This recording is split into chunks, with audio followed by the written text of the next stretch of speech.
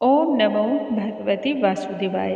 नमस्कार दोस्तों, आज के इस वीडियो में हम बात करेंगे फागुन माह की। फागुन माह में सुनी जाने वाली कथा के बारे में। यह कथा अवश्य ही श्रवण करना चाहिए और प्रत्येक मनुष्य को करना चाहिए। फागुन का माह हिंदू पंचांग का सबसे अंतिम माह माना जाता है।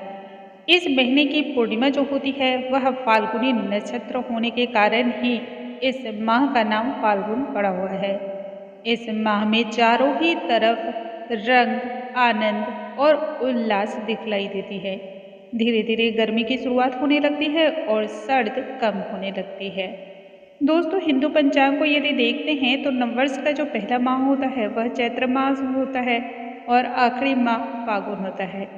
फागुन माह में दो मुख्य त्योहार आते हैं।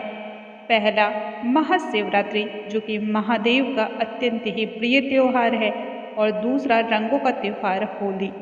दोनों ही पर्व बहुत ही धूमधाम से हम सभी मनाते हैं।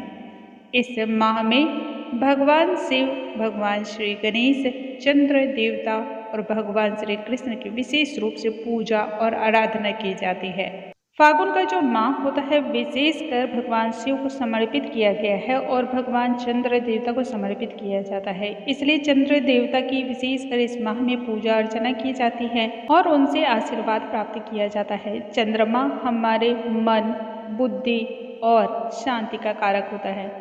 यदि आप घर में माँ की प्रतिदिन सेवा करते हैं, उनके चरणों को स्पर्श करते हैं, तब आपका मन शांत होता है, बेचैनी से राहत होती है और दिल दिमाग शांत जब होता है तो आपको शांति और सुख की प्राप्ति होती है। दोस्तों, जो व्यक्ति चंद्रमा के प्रतिदिन पूजा नहीं कर पाते हैं उन्हें भी फागुन माह में विशेषकर पूजा करनी चाहिए। महादेव की पूजा करने मात्र से ही चंद्र देवता की पूजा हो जाती है। महादेव ने चंद्र को जो है अपने मस्तक पर बैठा रखा, विराजमान रखा है।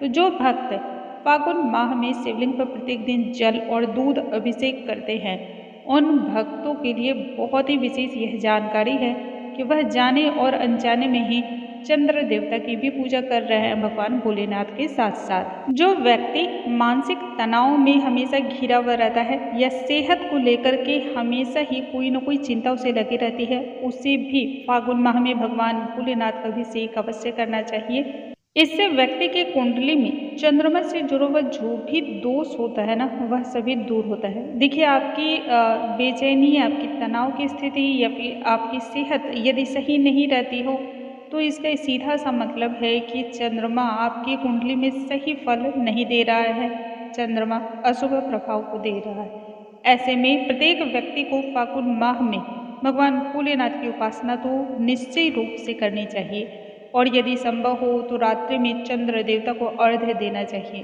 फागुन में आपको खास कर भगवान भोलेनाथ को अबीर गुलाल जरूर अर्पण करने चाहिए। कहते हैं ऐसा करने से दाम्पत्य जीवन में सुख समृद्धि बढ़ती है और व्यक्ति के जीवन में संपूर्ण तनावों से जो है उसे मुक्ति की प्राप्ति होती है। आज के इस वीडियो में हम सुनेंगे फागुन माह की प्रथम कथा। यह एक ऐसी कथा है जिसके श्रवण मात्र से ही घर में धन धान्य की बरकत होती है और सभी मनोकामनाएं भी पूर्ण होती हैं। हम सभी जानते हैं, आप किसी भी पूजा की शुरुआत करते हैं, किसी भी भगवान की उपासना करते हैं तो सबसे पहले भगवान श्री गणेश की उपासना करने का विधान है। इसलिए आज की इस कथा में हम भगवान श्री गणेश की उस अमृतमयी कथा का श्रवण करेंगे जो मनुष्य की सभी चिंताओं को हरने वाली है।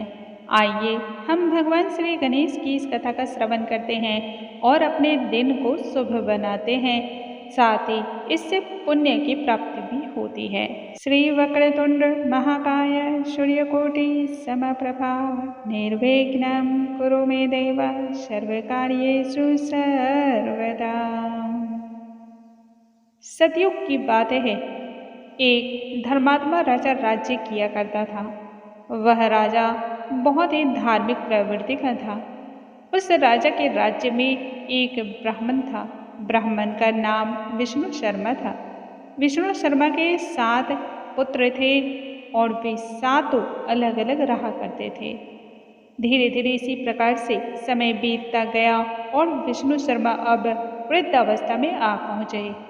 तब विष्णु शर्मा ने एक दिन अपनी सभी बहुओं से कहा कि तुम सभी गणेश जी का व्रत करो। विष्णु शर्मा स्वयं भी भगवान श्री गणेश के इस व्रत को किया करता था, परंतु बूढ़ा हो जाने पर यह दायित्व वह बहुओं को सौंप देना चाहता था। इसी के लिए उसने बहुओं को भगवान श्री गणेश के इस व्रत को करने को कहा। जब उसने बहुओं को इस व्रत करने को कहा तब बहुओं ने नाक सिकोड़ते हुए विष्णु शर्मा की इस बात की अवहेलना की, उनकी आज्ञा का पालन नहीं किया तथा उनका अपमान भी किया। अंत में विष्णु शर्मा की सबसे छोटी बहू जो थी वह अपने ससुर के धर्म को पालन करने के लिए मान गई। छोटी बहू ने अपने ससुर की बात का मान रखते हुए कहा, मैं निश्चय ही आपके द्वारा बतलाए गए इस भगवान श्री गणेश के व्रत का अनुष्ठान करूंगी। पूजा का दिन आया तब उसने पूजा की सभी सामग्रियों की व्यवस्था की और उसके बाद अपने ससुर के साथ भगवान श्री गणेश के इस व्रत का उन्होंने अनुष्ठान किया। जब व्रत पूर्ण होने को आया तब रात्रि में बहू ने भोजन को ग्रहण नहीं किया, परंतु ससुर को उसने भोजन ग्रहण करा दिया क्योंकि वृद्धावस्था थी और दूसरे ससुर बीमार रहा करते थे। जब आधी रात्रि हुई तब विष्णु शर्मा को उल्टी और दस्त होने लगे। छोटी बहू ने ससुर की स्थिति को खराब होते हुए देख करके मल मूत्र से गंदे हुए कपड़ों को साफ किया और ससुर के शरीर को भी धोया, पोछा, नहलाया। इसी प्रकार से संपूर्ण रात्रि बीत गई और पूरी रात बिना कुछ खाए पिए ही वह जागरण करती रह गई। भगवान श्री गणेश की उन दोनों पर असीम कृपा हुई। ससुर जी का स्वास्थ्य बिल्कुल ही ठीक हो गया और चूंकि उस बहू ने व्रत का अनुष्ठान किया था और संपूर्ण रात्रि का जागरण भी किया था, सो भगवान श्री गणेश छोटी बहू पर अत्यधिक प्रसन्न हुए और बहू का घर धन धान्य ऐश्वर्य से पूर्ण हो गया। फिर तो सभी बहुओं को इस घटना से सीख मिली और फिर उन्होंने भी भगवान श्री गणेश के इस व्रत का अनुष्ठान किया। उन्होंने भी भगवान श्री गणेश की इस व्रत को पूर्ण किया। जो भी व्यक्ति भगवान श्री गणेश का व्रत सच्चे हृदय से करता है, सच्ची श्रद्धा और लगन से करता है, भगवान श्री गणेश उन सभी व्यक्तियों के मनोरथों को पूर्ण करते हैं, मनोकामनाओं की सिद्धि करते हैं। बोलो भगवान श्री गणेश की जय, गजानन महाराज की जय, विघ्न विनाशक महाराज की जय। दोस्तों, इस प्रकार से आज के इस वीडियो में हमने सुना फागुन मास की कथा, जिसके श्रवण से व्यक्ति धन धान्य से पूर्ण हो जाता है, कार्यों में आ रही बाधाएं समाप्त हो जाती हैं। भगवान श्री गणेश ऐसे भक्तों पर अत्यधिक प्रसन्न होते हैं और सदैव उनकी हर कार्यों की सिद्धि भी कराने वाले होते हैं। कल के वीडियो में हम नए अध्याय के साथ फिर से मिलेंगे। तब तक आप सभी स्वस्थ रहें, हंसते रहें, मुस्कुराते रहें तथा अधिक से अधिक फैमिली और फ्रेंड्स में इस वीडियो को शेयर करें, जिससे औरों को भी लाभ की प्राप्ति हो। कल हम फिर से मिलेंगे, तब तक के लिए नमस्कार दोस्तों।